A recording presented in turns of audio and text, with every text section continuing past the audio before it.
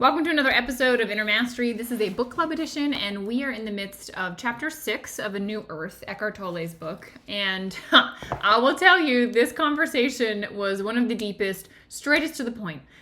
Why you are unhappy, why you are dealing with unhappiness, and how to allow those moments that trigger you, those moments of unhappiness, anger, jealousy, resentment, whatever it is that come flooding in, how to use them as the key to opening you, to liberating you, to allow you to finally be released from being at the mercy of these emotions and these thought patterns that come in. Such a profound topic. And I hope that you enjoy this, that you share it with a friend, a family member. You can use this to help you understand the dynamics in your relationship and all that is happening in your world. So if you have questions, as always, put it in the comments. Happy to discuss. If you're listening to this audio, make sure that you give us a 5-star review. I appreciate all of you, and I'll see you on the other side. Hey there, Danielle Matthews here. I'm coming to you live from Florida. Today is Monday. It is book club day. I am excited to jump into this. Quite frankly, I was reading this chapter. I read it. We're in, chapter 6. So Breaking Free. We're in, of course, A New Earth by Eckhart Tolle, which Oprah decided to do this for the only time ever. She is repeating a book club book. So this was a book club she did years and years and years ago, and she's actually kicking it off and doing it again. And I thought, well, how appropriate. We are too, and I see why she would, because it's a powerful book. You could read this, I think, every day for the rest of your life and pick up new stuff. But quite frankly, when I was reading this chapter, or the end of this chapter, I just went, holy cow. I just want to read this to you. It's everything. I mean, it's everything. And so many people are unhappy. And the question it really gets at is, why are you unhappy and how to undo it? So if you are joining me live, let me know when you get here. Well, hello, Charlotte. Hello, Karen. Good to see you. If you are joining the replay, let me know that you're watching the replay. I always like to see who's enjoying book club with us along the way. So we're going to dive right in because this is a fantastic discussion. I think hands down probably one of my favorite so far. I don't know. Do you guys feel that way, Charlotte, Karen, those of you that are on here with me? Was it just me, or did this, it really spoke? It was yeah, this is the essence of everything. If you could put it all in a nutshell, this is the nutshell. Hey, Tina, good to see you. So unhappiness. Why do we get unhappy? That was kind of the main piece of this chapter is, look, what causes the unhappiness that all humans experience, and how does it actually work that we internally get unhappy? And I think once you can understand how your inner world works, you can start to master it. And once you have mastery over that, life can be happy all of the time. It can be whatever you want. And so first, he says, really, there's two things that result in unhappiness. Number one is when you're out of alignment with the present moment, which that's something that, we have discussed in the past. When you're out of alignment with the present moment, it means you're resisting something that is already present. And when you're in resistance to it, you don't have access to peace. You don't have access to happiness, right? If you're in resistance to it. But if you accept the present moment just as it is, you have access to happiness. So number one reason most of us get out of alignment with the present moment, and we resist the present moment and therefore cause unhappiness internally. But the second thing really is the pain body. The pain body seems to take over, right? What Eckhart Tolle calls the pain body seems to take over. And it seems to cause you to interact and react with the world and be unhappy. And I'm honestly just going to read this to you because I'm telling you, it was the best nutshell I've ever heard. So we're on page 172. I'm going to read. The pain body's unhappiness is always clearly out of proportion to the apparent cause. In other words, it's an overreaction. This is how it is recognized. Although not usually by the sufferer, the person is possessed. Someone with a heavy pain body easily finds reason for being upset, angry, hurt, sad, or fearful. Relatively insignificant things that someone else should shrug off with a smile, or could shrug off with a smile, or not even notice, become the apparent cause of intense unhappiness. Do you recognize this in yourself? Do you see it in other people? They are, of course, not the true cause, but only act as a trigger. They bring back to life the old accumulated emotion. The emotion then moves into the head and amplifies and energizes the egoic mind structure. This is so key. This is what I'm saying is the essence of it all. I'll say it again. It brings back to life the old accumulated emotions, your past. All of us have PTSD, post-traumatic stress disorder. It lives in all of us and it gets triggered. And the emotion then moves into the head and our mind amplifies it. Pain body and ego are close relatives. They need each other. The triggering event or situation is then interpreted and reacted to through the screen of a heavily emotional ego. This is to say, its significance becomes completely distorted. You look at the present moment through the eyes of the emotional past inside of you. You look at the present moment with sunglasses on through the lens of your post-traumatic stress, your PTSD, your past emotional junk. And you look at the present moment through the eyes of the emotional past within you. And in other words, what you see and experience is not the event or situation, but in you. Or in some cases, it might be there in the event or situation, but you amplify it through your reaction. It's this reaction, this amplification, is what the pain body wants and needs, and it's what it feeds on. Your past, because you see it through a certain lens, and you trigger the emotion of what happened in the past, right? I was just teaching on this. I just did a workshop on Friday at a local community center, and we were talking about how, for example, if those people in the room had just gotten up and left in the midst of me talking, and I said, how would you respond to that? And people threw out different things. Well, I would be offended. I would think, well, I'm not good enough, or something's wrong with me, or everybody always abandons me. Nobody loves me. I'm not appreciated in life, and I started laughing and I said, isn't it interesting how all of us could have a different interpretation of an event as simple as people just standing up and leaving the room, right? What if somebody thought, oh, there must be a surprise. Every time in the past, if I go back into my data bank, in the past that somebody has left the room unexpectedly, they were going to make a surprise. Something fun is about to happen. Whereas some of you were like, oh no, I'm going to be abandoned, right? Because somewhere in your past you were left or someone did abandon you, right? This is what he's talking about, that these things from your past cause you to see the present moment through a lens where you would think, no, it's very obvious. They left the room. Of course, that means you're not good enough. Like you're not worth listening to, right? That would be the interpretation of someone that had that in their past where they never felt listened to. Is this making sense? High five me, put a 5 in the chat if this is making sense, because this is everything. And then he goes on to say, for someone possessed by a heavy pain body, it's often impossible to step outside of his or her distorted interpretation. It is a distorted interpretation that you are having of the present moment. It's a heavily emotional story. The more negative emotion there is in a story, the heavier and more impenetrable it becomes. And so the story is not recognized as such, but it is taken to be reality. This is the problem we all get into. When you are completely trapped in the movement of thought and the accompanying emotion, stepping outside of it is not possible because you don't even realize that there is an outside. Juliet, thank you for the high five.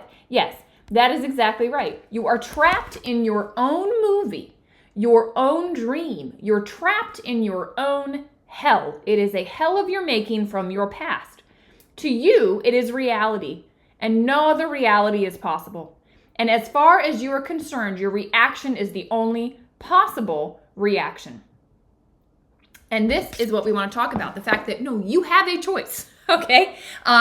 Once you realize that you're seeing through this screen, through this lens, through this past that is not serving you, all of a sudden, once you realize that's there and you see yourself getting overreacted, right? He said, the pain body's unhappiness is always clearly out of proportion to the apparent cause. It's an overreaction. People that scream when they're driving, right? It is an overreaction. Road rage is an overreaction. There is something underlying there. Getting upset at a waiter or a waitress, right? For getting your food order wrong or whatever is an overreaction because there's something there. Something underneath it. And so now that you all are aware of this, you can start to go, okay, if I'm getting overly reactive to something, it's because I'm being triggered. Something from my past is causing me to see this situation not for what it is, right? People just left the room. It has nothing to do with me, right? This is, that example is just so simple. But obviously, other things happen that pull us out. So I'm glad this is making sense. I think it's the best description I've ever heard of how we get lost in not actually experiencing this life and experiencing the reality that's in front of us, and how we do it we're all having our own experiences. We're all having this experience of life. We could all see the same situation and then interpret it very differently based on our own past experiences. It's why, eyewitness accounts even aren't that reliable, right? Because there's always this lens that we see it all through. It's wild. It's wild how that happens. So, how do you break identification with this pain body? How do you break the identification with these sunglasses that are in front of your face? All right? It can be difficult because when you have a strong pain body, all right, it emanates energy. Like those sunglasses that are on there, they actually emanate an energy. And you've probably felt it on other people where you're just like, I don't know what it is about this person, but I am not liking their energy, right? And you move away. Or some people just trigger you, or you've maybe watched somebody else just get triggered. And it's because that energy that's emanating can activate somebody else's pain body. All right. And the thing that can bother you with somebody else is sometimes because what you're picking up is also inside of you. There's a resonance there. So what you're getting annoyed by in somebody else is only because some piece of that is also living in you, which is a really interesting thing to consider. They say the world is a mirror, right? What is meant by that? I'm seeing what's already inside of me. Does that make sense now that we've talked about these sunglasses? So when you see this situation, it's just mirroring what is already inside of you. So those people walking out of the room, are you seeing abandonment? Are you seeing that a surprise is about to happen? Are you seeing that you're not worthy? Or what are you seeing? It's a reflection of what's in you. The world is just showing you what's already living unfinished from your past, unresolved emotions inside of you. Tina says, ouch. Yeah, it's a little bit like ouch, like oops, because it's in you, but it's also so empowering. This becomes the window. Life becomes a mirror. And if you accept that, you can go, whoa, what is this revealing about myself, about my own inner world, about how I have things within me? What is it revealing about me?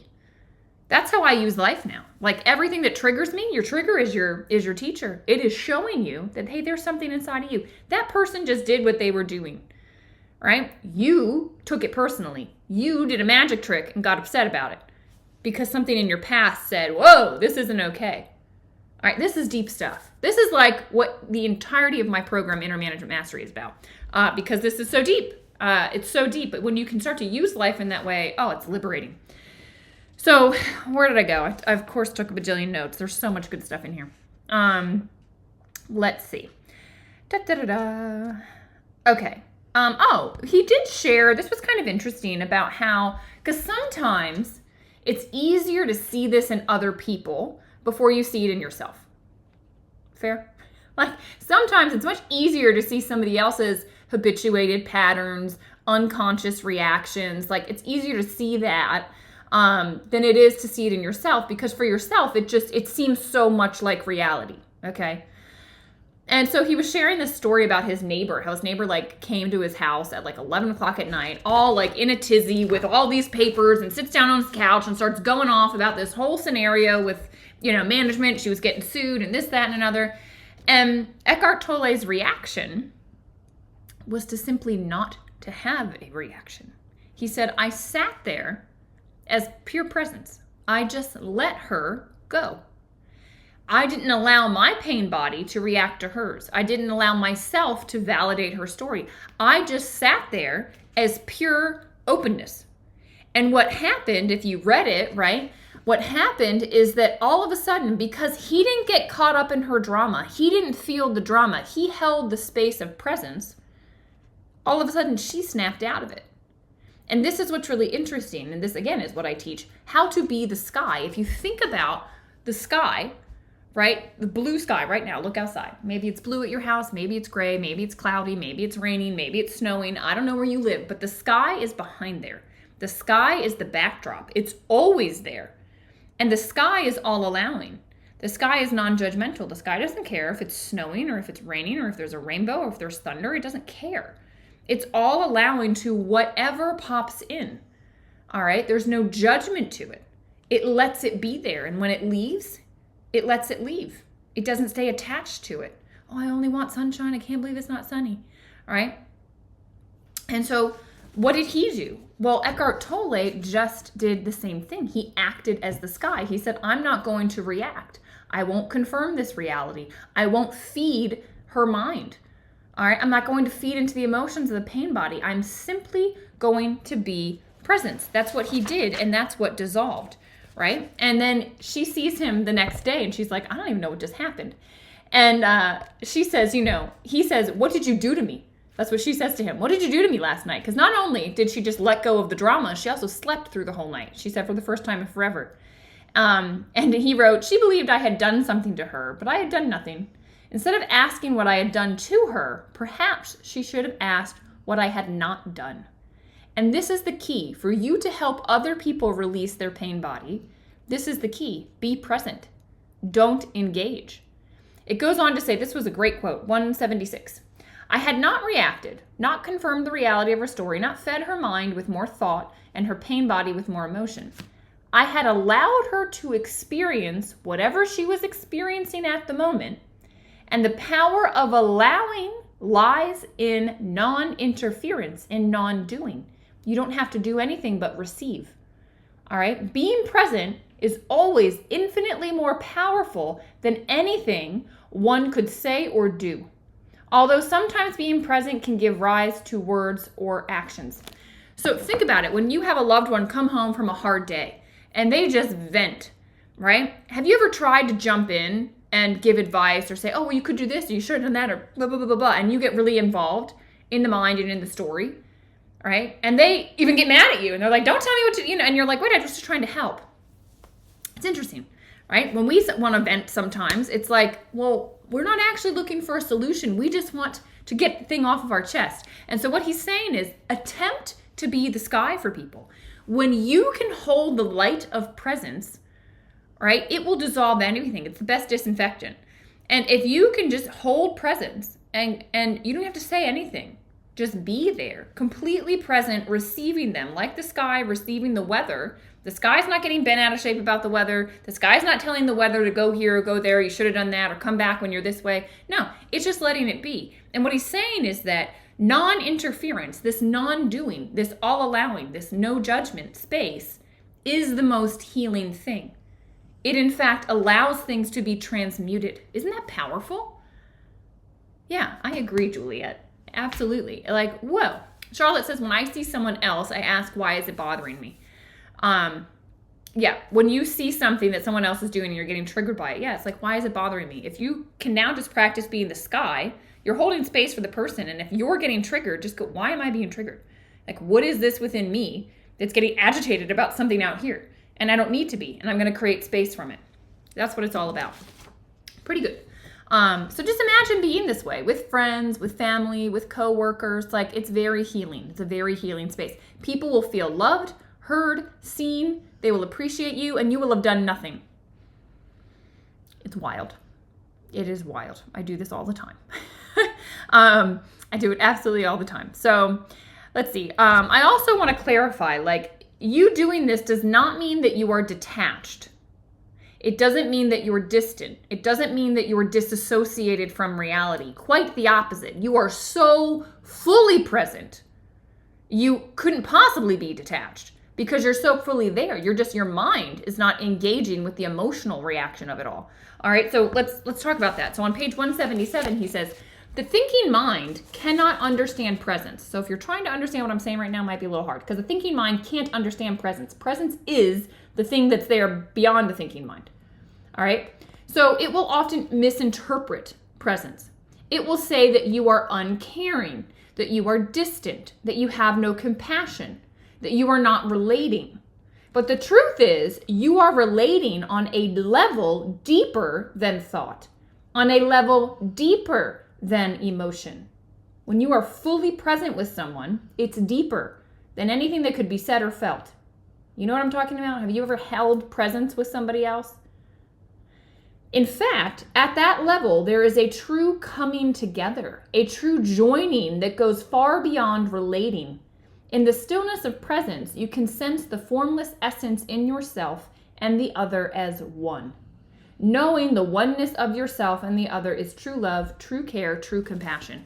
Have you guys ever, I've done this at a couple of trainings, where they had you find a partner and literally for an entire minute, you don't say anything, you don't do anything, but you just sit and look in the other person's eyes.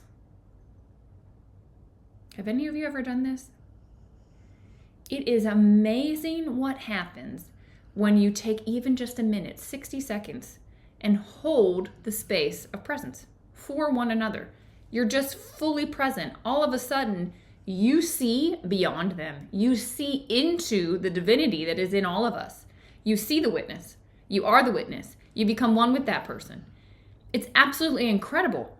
But nobody slows down enough to do that with one another. And the people that do it, you feel it, right? My spiritual teacher is able to do that. And that's why people are so drawn, to these enlightened beings, because they're holding presence. They're reminding you of what's in you. And everything just feels okay. It all lets go because it's like, no, I got you. I'm here. It's really powerful. If you have anyone that you can do this with at home, do it. If we were all together, I would have us sit and do it now, but we're all on the internet, so we can't. I could stare at my video screen, but it's not going to be the same. It's not going to be the same at all. So, all right, we got about 10 minutes left. The next part of this chapter was talking about triggers. And he says, some pain bodies react to only one particular kind of trigger or situation, which is usually one that resonates with a certain kind of emotional pain suffered in the past, right? This is what we were talking about. Our sunglasses, they get triggered. And I'm curious, what are your triggers? All of us have them, and it's fun to kind of like point them out. What are your triggers? Is it not being listened to? Being talked over? Is it money related? Is it having to do with not feeling loved, not feeling cared for, feeling abandoned by coworkers, friends, family? Like, what are your triggers? And if you don't know, start looking for them. It's usually where you're overreacting about stuff. All right. But he uses the example of money. He says for so many people, even those he says more spiritual, that are more conscious, it is amazing how money, because a lot of people growing up, right, they take in their family's belief around money, whatever it is. Oh, money doesn't grow on trees. Oh, we don't have enough for the extras. Oh, you need to save. Oh, just spend it on whatever. Oh, money's not important. Oh, money's everything, right? Like, oh, we don't have enough. Whatever it is, right? There's different money beliefs in parents, and thus it gets instilled in you. People have grown up with different levels of poverty or wealth, and it gets imprinted on you. And he said it was amazing how many conscious people that he knows that the moment money comes in, they get triggered. I found it in myself. Money became a trigger for me after, since my car accident, because I stopped getting money, and it was very intense in me, oh, that can stop, because I couldn't work. And so it became a trigger for me that I started to see a decade later, where I always felt like, oh, I don't have enough. Even when I had enough and I was making enough, it felt like, well, I don't have enough because I've seen the spout turn off before. And so I was like, well, there's just not enough, right? It can stop. I need to save, and it's like taking it all in. It's fascinating to then go, oh, that's not reality, right? That's just from, something that happened to me is making me think that way. The truth is, there's abundance all around us and we can tap into it anywhere. Yeah, so Tina's saying, not smart enough. We're poor, right? These are things that get built into us because maybe our parents even told us, well, you're not the smart one, right? Your sister's the smart one. Your whatever's the smart one. You're not the smart one. Oh, you're just pretty, right? Or, well, you're never going to get it, right? You're just dingy. Whatever it is, right? These things get built into us, and then they come up in these moments, right? In a business, that you're doing, Tina, all of a sudden you might get triggered. Well, oh, maybe I don't know. Maybe I'm not smart enough. Maybe I can't do this. And these things come forward, and they come at the most inconvenient times. I'm telling you, they do. So reflect on this for you. If you're not sure, reflect where you're overreacting. If you're overreacting, it's probably because there's a trigger. If you're getting anxious inside, there was a trigger. Right? Start watching and going, what am I being triggered about? And you'll start to see the themes, right? Like Tina, now that she knows this not smart enough thing or the poor thing, it's like you can shine a light on that and go, oh, here's that thing again that's not true about me not feeling smart enough. I'm plenty smart. I'm connected to the divine. I am connected with everything, infinite intelligence. Like, you have everything. Of course you're smart enough. You're fine. And then we can start resetting. All right. So on page 179, he says, what was it? When you recognize your own pain body as it arises, you will also quickly learn what the most common triggers are that activate it, whether it be situations or certain things other people do or say. And what I see people mistakenly do is to say, well, those are my boundaries. I really get annoyed with the whole boundary conversation, because the truth is, you should be able to accept anything that moves into your world. And if you're needing a boundary, it's probably because you're being triggered. And rather than putting a boundary around the trigger, deal with the trigger. It's like having a thorn in your arm and going, hey, when you bump my thorn, it hurts. Stop bumping it. I'm going to put a boundary around my thorn so that you don't bump it. What in the world? That's ridiculous. Pull the thorn out. Well, it'll be uncomfortable. It'll hurt. Yeah, it'll hurt. Or hurt when it first comes out, and then it's going to heal over, and then you're going to be fine. And then you don't need some boundary, and then you don't need to tell people to keep away because you can handle it. Okay? This boundary conversation is silly because most people are doing it for the wrong reasons. They're doing it to avoid being triggered. When the truth of the matter is, you should learn. Your triggers are your teachers. So if you're not being triggered, you're not teaching yourself. You're not evolving. Your conscious level of awareness is not growing. You are going to be staying with all the thorns in you, and you're going to be a less version of yourself. Okay? Understand that. So triggers show you where to work. It shows you what's unfinished. And if you're in a relationship, right? Relationships are like breeding grounds for all the triggers. It's necessary. We need other people sometimes to create the right weather pattern to bump into our thorn so that we know where we're triggered. We need it. All right. So once you have that, have a conscious relationship and be able to have this conversation when neither one of you is triggered and say, hey, if this happens, it can be funny as like, oh, I think you hit one of my thorns, or, oh, you're hitting my pain body, or, oh, this is a trigger of mine. Like, so you can in the moment say it, and your partner hopefully can then just hold presence, can just not get engaged, not get triggered, not take it personally themselves and go, oh, this is what's happening. You know, I've been able in my relationship to have these conversations, and it can be annoying because I'm like, if I get triggered by something and I go off or my voice raises, which doesn't happen often, but when it does, my partner, my boyfriend now, he just kind of like, he just sort of laughs it off and he's like, oh, this again.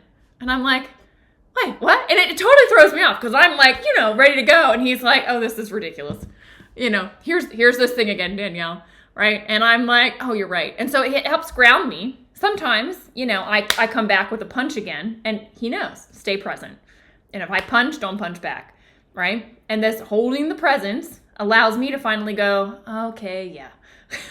Like, this is me. This isn't you. And the same thing, vice versa, right? I'm not the only one, right? We all get triggered in relationships. So when he does, I just laugh and I'm like, really? We're going to do this? Okay. Well, like, what's this about? Or why don't you go take some space and we'll come back and talk about it when you're not all agitated. It's important, but it's important to have it. You can't have this conversation in the midst of it. Well, this is just a thorn. This is your problem. No. You need to have this context ahead of time so that you can point it out in real time and be able to support one another in real time. Otherwise, it gets murky. Okay? And here's the best part. This is why you want to pull the thorns out. Because, listen to this. Every time you are present when the pain body arises, some of the pain body's negative emotional energy will burn up, as it were, and become transmuted into presence. We're pretty mellow, Tina, so for the most part, it's a very calm relationship. Understand this. I've taught you, some of you, Juliet, Tina, you've been in mastery, Karen, you understand this, and we've talked about it in some book clubs, the tube. So I think of the pain body as like energy that's gotten stuck in the tube. It didn't quite move through. It's been held up. It's a blockage, and it's gotten triggered. What can happen, and what he's saying here, is that, look, if you just, again, build a boundary around that, well, you just have this massive energy block in you, which is an energy drain, and will eventually manifest into disease in your body. And so we don't want that. So don't build the boundaries around it. Just figure out what's triggering me. Okay, when you get triggered and it's like this crazy thing comes out, what will happen if you hold space, if you allow it to be, if you're present with it and you get curious about, why am I feeling so angry? Why am I feeling jealousy? Why am I feeling resentment? And you just hold space for it, allow it to be there. What will happen, it will feel intense, but it will move through. And when it moves through, that clumped up energy is literally a ball of your vital life force that will move through and will bring you in connection with presence, source. It is your life force energy connecting back to that. It's like after you cry, that deep, like cathartic, like you feel like, whoa, and you just feel better and there's a sense of peace that comes over you. It's because you let all this energy out. It was liberated, and what did it do? It went back to source. Okay? This is a way deeper conversation than we can have right now. But it's the same thing that's happening here. It's the same thing he's saying. He says, negative emotional energy will burn up, as it were, and become transmuted into presence. It will bring you more presence. That's exactly what happens. That's the power of yoga therapy, of yoga nidra, of all the stuff that I teach. It's why I love it so much, because it's that. And I think Eckhart Tolle does a good job explaining it, but doesn't always give us the tools for what to do. So, did we bite off more than we can chew? It's been a half hour. Oh my gosh, and there's still so much more. Well, it was good stuff. Let me skim and see if there's anything else I wanted to just point out before we go. The pain body as the awakener. Yeah. Your obstacle is the way. The antidote is inside of the thing that's triggering you. And if you let yourself look at it, be curious about it, breathe with it, allow it, relax around it, it will move through and it will connect you to this deeper state. All right. It's incredible. So page 181, he talks about, what to do if you're ever feeling taken over by the pain body. Just reference it. He talks about how the pain body, how it starts to take over the ego, because the pain body triggers the ego, and then your ego gets into all the thinking and all the emotions and it gets sped up. But what happens is that eventually it's kind of like putting too much voltage into an electrical system, right? It can burn the battery. Like the battery needs electricity, but if it's given too much, it burns it. That's what happens. When the pain body fully takes over the ego, it literally blows up. And this is where people have these moments where they go, enough is enough. Like, I can't do this anymore. It's the exact thing that happened to me after my car accident. A year into it, I was like, I'm in hell, internal hell, because I'm exhausted all the time. I'm sad. I'm anxious. I'm frightened. I'm all of these things. And I just went, I can't do this anymore. And it's the moment, same with Eckhart Tolle, like he shared in his other book, like he wanted to kill himself. It was this moment of like, I'm done. Like if this is going to be life, I can't. And in that moment, he had the epiphany of like, well, who can't live with who? And I had the same. It was like, well, I'm not going to kill myself because I want to stay here. I don't want to hurt my family. It would hurt them too much. And so how am I going to live with this? And I just went, I have a choice. I can make the choice. I don't want to listen to those sad thoughts. I want to be in the present moment, and I want to think about things I'm grateful for, and I want to find joy here and now. And I made the inner switch, and it opened up everything. It liberated everything. It's exactly what he's talking about. It's like the voltage blew up in my body. It was like too much. And I went, no more. And this is what happens to a lot of people. It's the breaking point. It's what breaks you open, right? And what he's saying is that not everyone has to go through pain anymore to reach this. You don't have to go through what I went through to have this awakening experience. Because of the amount of consciousness on this earth right now, you can just simply choose. You can go, no, I'm going to make the choice. I don't want to engage with those thoughts and emotions. I want to choose to live my life in this way. And you have the ability to do it. Whereas before, the level of unconsciousness was there that people didn't realize they had the choice. It was so programmed and so automatic. All right, so you have the choice. So, yeah, okay, sorry. There was one last thing. Oh, this is all so good. I can't leave you yet. Yeah, like I highlighted the entire thing. So we're just gonna go a little long today because I'm gonna leave you with this. When the pain body is activated, know that what you are feeling is the pain body in you. This knowing is all that is needed to break your identification with it. You get to make the choice, identify with it or not. And when identification with it ceases, the transmutation begins, everything I just described. The knowing prevents the old emotion from rising up into your head and taking over, not only in the internal dialogue, but also your actions as well as your interactions with other people. This means the pain body cannot use you anymore and renew itself through you. The old emotion may then still live in you for a while and come up periodically. It may also still occasionally trick you into identifying with it again, and thus obscure the knowing, but not for long. Not projecting the old emotion into situations means facing it directly within yourself. This is the key. You got to look inwards. It may be unpleasant, but it won't kill you. The emotions are not you. It's looking at that blocked energy and going, oh my God, that's in me. Holy cow. No wonder I swept it under the rug. But letting it finally come out. It's the key. It's everything. Through allowing, you become what you are, vast and spacious. You become whole. You are not a fragment anymore, which is how the ego perceives itself. Your true nature now emerges, which is with the nature of God. This is how you become whole, because all of these parts of you that are blocked up in these emotions, you let them through, they reconnect you, and now you can be the full you without all these blockages and holes. It's amazing. It's liberating. If you want to know more about that, you should probably be involved with mastery, because it's exactly what I teach and what we go into and have all of the techniques for. All right, chapter 7 is what's up next, finding who you truly are. All right, chapter 7, I'm excited for you. Let's see how long it is. Oh, it's a really long one. Okay, so we'll probably read 10 pages. So it's page 185. We will probably go to page 195, right above good and bad. I'll put it in the Telegram chat, but I think 10 pages at a time. This was like 12 pages and we didn't have time. So I talk too much. I hope that this was insightful for you. I hope you enjoyed it. It will go up on YouTube as well on the playlist for this book club. And I hope it's a good start to the week, guys. Look where you're overreacting. Allow that to be a teaching moment for you. Lots of love. I'll see you later.